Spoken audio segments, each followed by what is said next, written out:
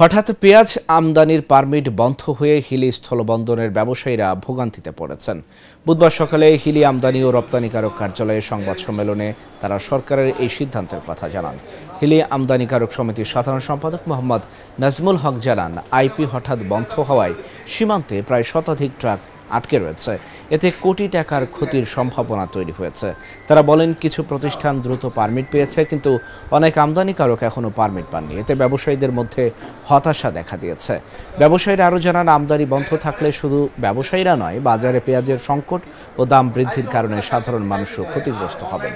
তাই তারা সরকারের কাছে স্থিতিশীল নীতিমালা ও ট্রাকের বিশেষ অনুমতি চেয়েছেন এবং ভবিষ্যতের সিদ্ধান্তে সমন্বয় চেয়েছেন।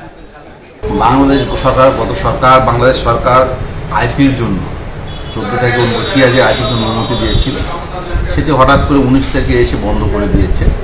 অন্যান্য বছরের তুলনায় এই আইপির ধরনটা একটু অন্যরকম ছিল। অন্যান্য তুলনায় যেভাবে যতটুকু আবেদন করেছে 2000 টন, 4000 টন, 5000 টন আইপি দিয়েছে। এবারে সর্বোচ্চ একটি প্রতিষ্ঠানকে 30 টন করে আইপি দিচ্ছে। এই আইপি দেওয়ার ক্ষেত্রে অনেক বৈষম্য সৃষ্টি হয়েছে। অনেক আমদানিকারকরা দরখাস্ত করে আইপি পায়নি। এই হঠাৎ করে আইপি বন্ধ করে দেওয়ার জন্য আমাদের বর্ডারে ইন্ডিয়া হিলিতে প্রায় 60 থেকে 70টা গাড়ি গতকাল পর্যন্ত ছিল, আজকে আরও বাড়বে। প্রায় 100 থেকে 150টা গাড়ি পাইপলাইনে আসছে।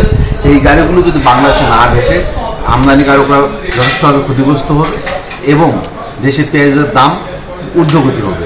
আমরা আশা করব জরুরি ভিত্তিতে আমাদের হিলি স্থলবন্দর এবং ইন্ডিয়াতে যে গাড়িগুলো আছে, সেই গাড়িগুলো 2-1 দিনের মধ্যে বিশেষ কোনো বিবেচনায় বা কোনো আইনের মাধ্যমে এই গাড়িগুলো ঢোকার অনুমতি দিবে এবং আমদানিকারকদের ক্ষতিগ্রস্ত হওয়ার থেকে বাঁচাবে সরকার, এই আশাবাদ আমরা করছি।